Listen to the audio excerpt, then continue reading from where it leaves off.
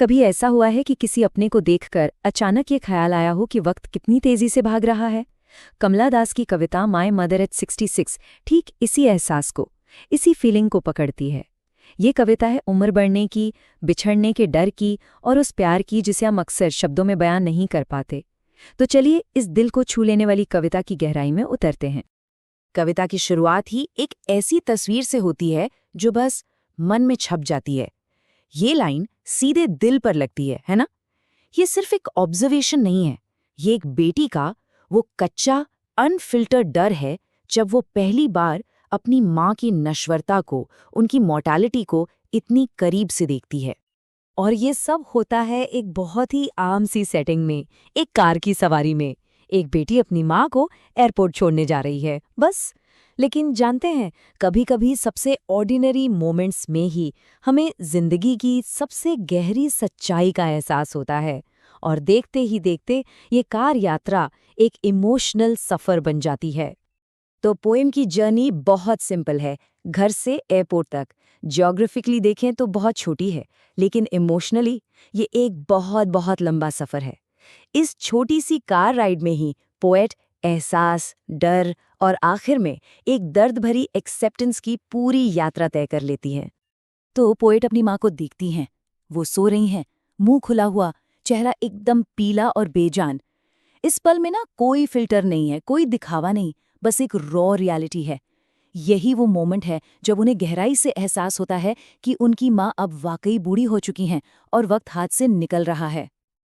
एशन यानी राख जैसा, ये शब्द कितना पावरफुल है सोचिए। ये सिर्फ रंग की बात नहीं है।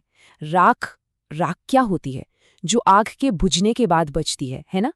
तो ये शब्द माँ की घटती हुई लाइफ फोर्स, उनकी एनर्जी और चमक के खो जाने का प्रतीक है।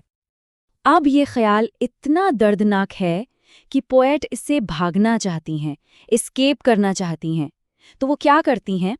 अपना ध्यान हटाने के लिए खिड़की से बाहर देखने लगती हैं।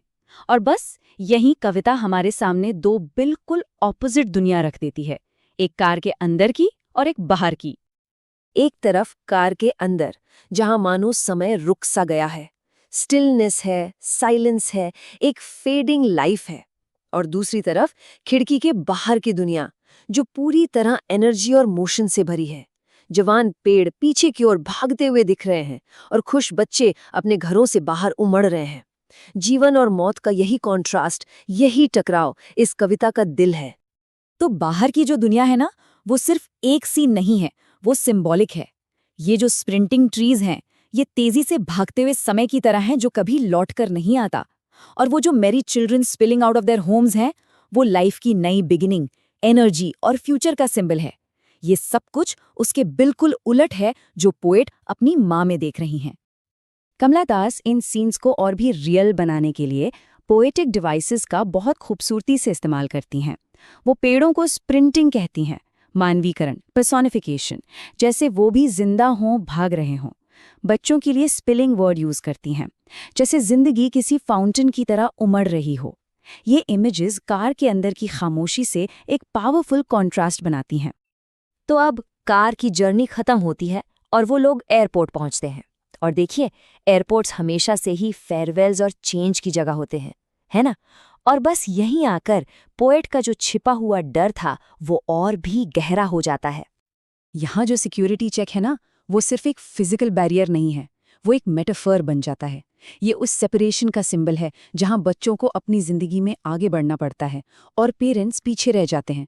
ये उस स्ट्रगल को भी दिखाता है जो हम में से कई लोग फेस करते हैं, अपनों के साथ रहने की चाहत और अपनी जिम्मेदारियों को पूरा करने की ज़रूरत के बीच। एयरपोर्ट पर वो फिर अपनी माँ को देखती हैं और एक और पावरफुल सिमिली का इस्तेमाल करती हैं। वो अपनी माँ को अ लेट विंटर्स मून से, यानी देर सर्दियों के चांद से कंपेयर करती हैं। ये इमेज माँ की कमजोरी और फीकी पड़ती चमक को बहुत खूबसूरती से दिखाती है। लेकिन सवाल ये है कि लेट विंटर्स मून ही क्यों? समर का ब्राइट मून क्यों नहीं? पोएट ने स्पेसिफिकली यही इमेज क्यों चुनी? जरा सोचिए इस बारे में। सर्दियों का चांद कैसा होता है? वो अक्सर पीला और धुंधला होता है, कोहरे के पीछे छिपा हुआ सा। उसमें वो चमक, वो वार्मथ नहीं होती। वो सिंबल है ठंडक का, डीके का, फेडिंग अवे का। बिल्कुल वैसा ही जैसा पोएट अपनी माँ की घटती एनर्जी को फील कर रही हैं। और अपनी माँ को इतना फ्रैजाइल देखकर पोएट को अपना बचपन का डर याद आ जाता है, वो ओल्ड फेमिलियर एक। ये वही जाना पहचाना दर्द है जो शायद हर बच्चे को अपनी माँ को खोने के ख्याल से होता है।